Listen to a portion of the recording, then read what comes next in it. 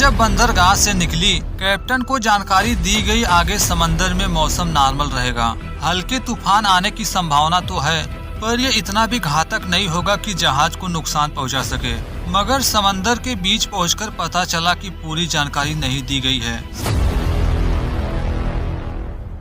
ये था यूरोप का देश बेल्जियम। यहाँ के पोर्ट से एक शिप, नाम था MSC नेपोली, जनवरी के सर्दियों में डिपार्ट हुई, जो एक लंबी समुद्री यात्रा तय करके जाएगी देश पुर्तगाल। 17 जनवरी सन 2007 को शिप मौजूद थी इस समय समंदर में। आज तूफानी सर्दियों का दिन था। Container ship MSC Napoli fully loaded बढ़ रहा था पश्चिम की ओर। इसमें 2300 से अधिक शिपिंग कंटेनर्स थे।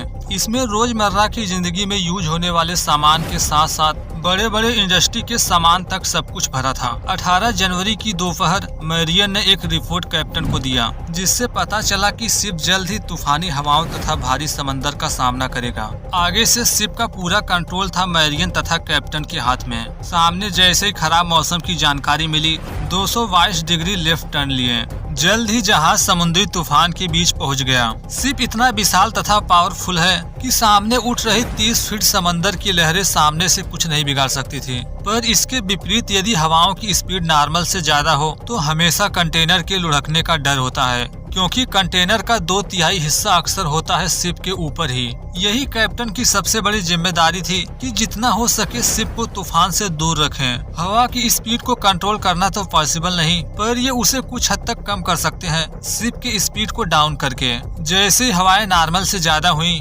कैप्टन ऐसा ही करने का फैसला किए। मेन इंजन रूम में सूचना पहुंचाई गई कि इंजन की स्पीड को 71 RPM तक कम किया जाए। सुबह के वक्त जैसा चाहा गया सब कुछ ऐसा ही हुआ। सब कुछ था इन्हीं के कंट्रोल में। पर अंधेरा होते ही पिच तथा रोल बढ़ गया। मेरियन भी सोने चले गए थे। शिप का पूरा कमान था कैप्टन के हाथों में। रात को शिप का पूरा कंट्रोल कैप्टन के हाथ में होने की वजह से वे थोड़ा सा परेशान थे। समुद्री तूफान सुबह के जैसा ही था। फिलहाल जिस चीज को लेकर डर रहे थे कैप्टन, ऐसा कुछ नहीं हुआ। इस तरह के समंदर में जाने के बाद शिप की समस्या सिर्फ तूफान से ही नहीं थी, बल्कि उससे भी बड़ी समस्या होती है उसकी गति, क्योंकि उठते तथा गिरते लहरों के बीच यदि शिप की स्पीड भी तेज रहे तो वह एक हथौड़े की तरह बार बार ऊपर से नीचे गिरेगी। सुबह के 10 बजे तक मैरियन भी सोकर उठ चुके थे। उठते ही एक जोरदार धमाका सुनाई पड़ा। नींद में होने की वजह से इस पर ज्यादा ध्यान नहीं दिए। उन्हें लगा शायद ये भ्रम है, पर सच्चाई तो कुछ और ही थी। धमाके की तुरंत बाद इंजन रूम में मौजूद क्रू ने पाया यहाँ पानी आने लगा है। जल्दी से बाकी क्रू को नीचे भेजा गया ये देखने के लिए वहाँ क्या हो रहा है। जांच में पता चला कि एक सी वाटर पाइप फट गया है। यह बहुत डेंजरस प्रॉब्लम थी।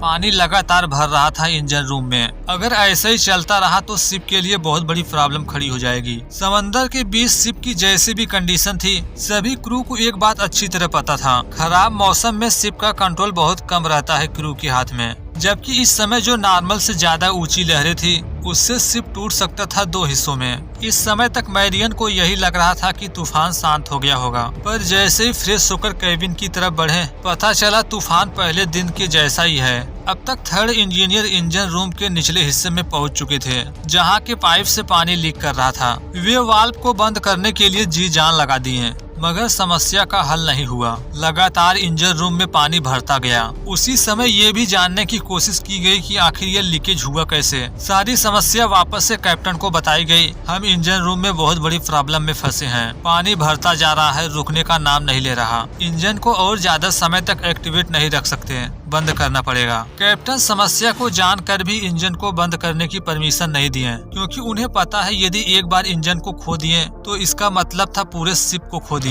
यह पल एक कैप्टन के लिए बुरे सपने की तरह होता है। भले ही इंजन को बंद करने की परमिशन नहीं दिए, इसके विपरीत पानी इंजन रूम में भर गया तो ऑटोमेटिक शिप का पावर कट हो जाएगा। इसके बाद इनका भगवान होगा सिर्फ समंदर। वह चाहेगा तो इन्हें जीवित रखेगा या फिर शिप के साथ इन्हें भी डुबा देगा। अगले कुछ ही मिनटों में बाकी क्रू ने अनुभव किया जैसे शिप पूरी तरह आउट ऑफ कंट्रोल हो चुका है। पर क्या इंजन बंद हो गया है या नहीं? अब तक कॉरिडोर में सभी क्रू के इमरजेंसी सूट भी निकल चुके थे। इस तरह के हालात तभी बनते हैं जब शिप को छोड़ना पड़े। ये सब होते हुए देख रहे थे मैरियन, जिन्हें शिप के साथ हुए इंसिडेंट के बारे में सबसे कम जानकारी थी। इतना सब कुछ देखकर समझ गए कि जरूर कुछ तो गड़बड़ हुआ है। शिप में इस तरह के सीन नॉर्मल नहीं होते। ऐसे माहौल देखने को मिलते हैं बहुत ही रेयर। शाम होते होते परिस्थिति इतनी खराब हो गई, शिप को छोड़ने की सिवाय दूसरा कोई रास्ता नहीं। यहाँ से जाने से पहले कुछ क्रू को लॉकर में भेजें, क्योंकि जितने भी क्लीन वाटर के बोतल हैं सभी को बाहर लाया जाए,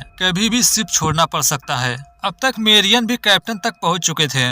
मेरियन की मुलाकात जैसे ही कैप्टन से हुई, उनके चेहरे पर एक अलग तरह का ही खौफ दिखा। पूछ पाते कि आखिर शिप में समस्या क्या आई है। इससे पहले रिक्वेस्ट की गई कि जितने भी क्रू हैं सभी लोगों को बाहर लाया जाए, हमें कभी भी शिप छोड़ना पड़ेगा। जैसे जैसे एक एक क्रू को समस्या की जानकारी मिल रही थी, सभी का एक ही सवाल था, आखिर हुआ क्या। पर उन्हें कुछ बताए बगैर सबसे पहले बाहर आने को कहें। ये भले ही इधर उधर भाग रहे हैं, पर सभी के मन में एक ही सवाल थे, इस तरह भाग क्यों रहे। कोई बताएगा कि क्या प्रॉब्लम आई है शिप में। प्रेजेंट टाइम में शिप की लोकेशन जहां थी, वहां से सबसे नजदीकी जमीन थी लगभग 75 से 80 किलोमीटर दूर। यदि इमरजेंसी के लिए कॉल भी किया जाए तो भी मदद आने में घंटों लगेंगे। दूसरा कोई विकल्प न होने की वजह से मेडे का कॉल कर दिए। नजदीकी कोस्ट गार्ड को सूचित किए। MSC नोफली शिप बहुत बड़े संकट में है, हम जल्द ही शिप को छोड़कर लाइव बोट में जा रहे हैं।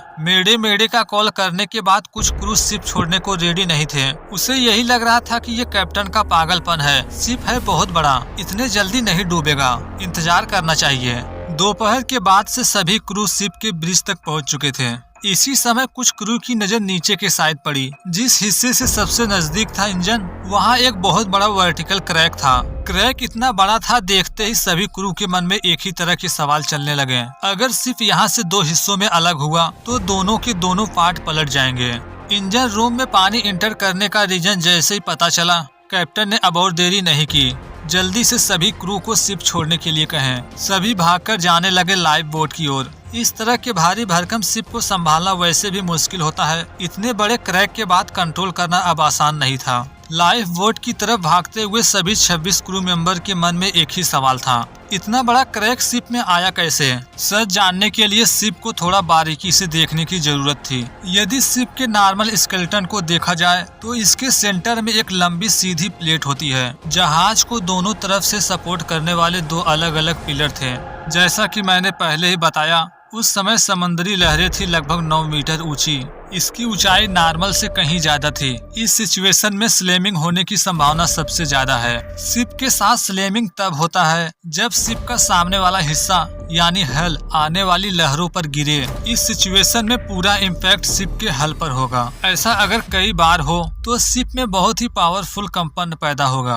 वाइब्रेशन की वजह से शिप के अलग अलग पार्ट में तनाव बढ़ेगा। यदि ध्यान दिया होगा तो आपको याद होगा, जब समंदर की लहरें 9 मीटर के करीब हुई तो कैप्टन ने इंजन रूम में मौजूद थर्ड ऑफिसर से कांटेक्ट किया। कहते हैं कि इंजन की स्पीड को 71 RPM तक कम किया जाए। स्पीड कम करने से आने वाली प्रॉब्लम कुछ हद तक डाउन हो सकती थी, पर क्रैक आने का रीजन इससे भी बड़ा था। शिप के इंजन रूम के ठीक नीचे जहां फ्रेमिंग था, उसमें चेंजेज हुए थे।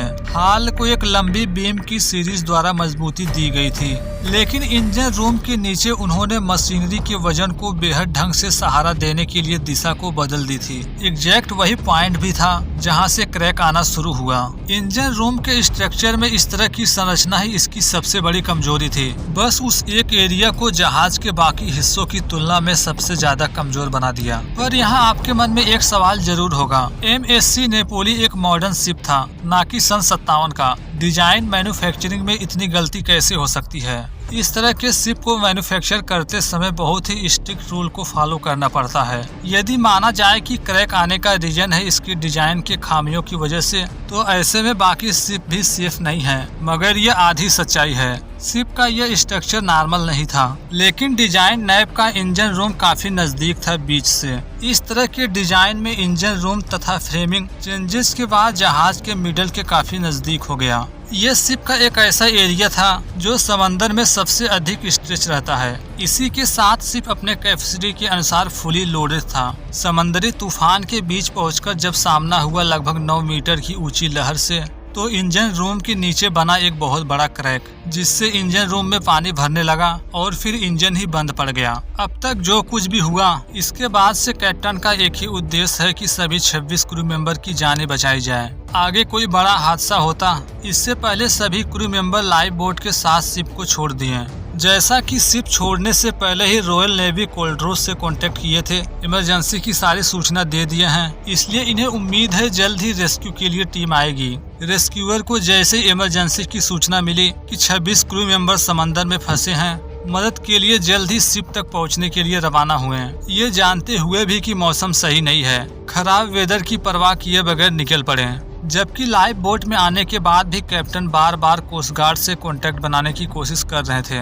लाइफ बोट में आने के बाद एक बार भी कांटेक्ट नहीं हुआ। रीजन क्या था ये भी पता नहीं चला। माना गया शायद खराब वेदर की वजह से सिग्नल नहीं जा पा रहा। अगले आधे घंटे तक सभी क्रू की धड़कनें तेज थी। रेडियो से कांटेक्ट न होने पर सभी घबराए थे, पर आधे घंटे बाद इन्हें कुछ आवाजें सुनाई पड़ी। गौर करने पर मालूम पड़ा ये आवाज है हेलीकॉप्टर की। इस तरह इंग्लैंड की रॉयल नेवी सर्चेस टीम वहां तक पहुंच गई। लाइफ बोट तक तो पहुंच गए, पर ऊंची ऊंची लहरें, तेज हवाओं के बीच करीब जाना बहुत मुश्किल था। अगले 5 मिनट तक रेस्क्यूअर ऐसे ही नजदीक जाने की कोशिश में लगे थे। देरी इसलिए हो रही क्योंकि ऊंची ऊंची लहरों की वजह से लाइफ बोट एक जगह टिकी नहीं रहा था। हेलीकॉप्टर को वापस लौटने के लिए ज्यादा फ्यूल भी नहीं था। रेस्क्यूअर चाहते हैं कि जितने भी लोग आ सकते हैं अभी लेकर यहाँ से जाया जाए, जबकि बाकियों को बचाया जाएगा अगले राउंड में। मगर पायलट का कहना था कि हेलीकॉप्टर सभी 26 लोगों को ले जाने में सक्षम है, हमें सभी को ले लेना चाहिए। इसलिए देर ही सही, लगभग आधे घंटे तक सभी को हेलीकॉप्टर में लेने की कोशिश की गई। इस तरह सभी क्रू मेंबर शिप तथा लाइफ बोट को वहीं छोड़ इंग्लैंड की तरफ निकल पड़े। जैसा कि शिप में क्रैक आया था इंजन के साइड, इसी रीजन से क्रैक जब और बढ़ा तो फ्यूल टैंक से फ्यूल लीक करने लगा। इन्होंने जैसा सोचा था कि शिप आसानी से डूब जाएगी, ऐसा हुआ नहीं। एक हफ्ते तक शिप को किनारे लाने की कोशिश चली। जब शिप को 20 जनवरी सन 2007 को इंग्लैंड के बीच पर लाया गया तो यह खबर लोकल लोगों के बीच इस तरह फैली कि उसे देखने के लिए लोगों की भीड़ जुट गई। शिप के किनारे आए हुए 24 घंटे हुए भी नहीं थे, दूर दूर से लोग बीच पर आने लगे। जो भी कंटेनर बहकर किनारे आए, लोगों ने धावा बोल दिया। कंटेनर में जो भी चीजें मिलती चुराने लगते हैं। इन्हें रोकने के लिए भी कोई नहीं आया, क्योंकि इस इंडस्ट्री के रूल्स भी इन्हीं के पक्ष में होते हैं। यदि समंदर में बहता हुआ कंटेनर किसी भी शख्स को मिल जाए तो वह उसी का हो जाता है। उस समय लोगों ने तो बहुत लूटपाट मचाई, पर जब गवर्नमेंट सख्ती से पेश आई, लोगों से रिक्वेस्ट की गई कि जो भी लोग सामान ले गए हैं वापस कर दें। छोटे मोटे प्रोडक्ट तो वापस नहीं हुए, पर जिनकी कीमतें लाखों में थी, कुछ ने वापस की तो कुछ ने नहीं की। मेरा आपसे सवाल है, यदि वहाँ आप होते तो क्या आप भी उन चीजों को अपने घर ले जाते या फिर ऐसे देखते रहते? कमेंट में जरूर बताएं।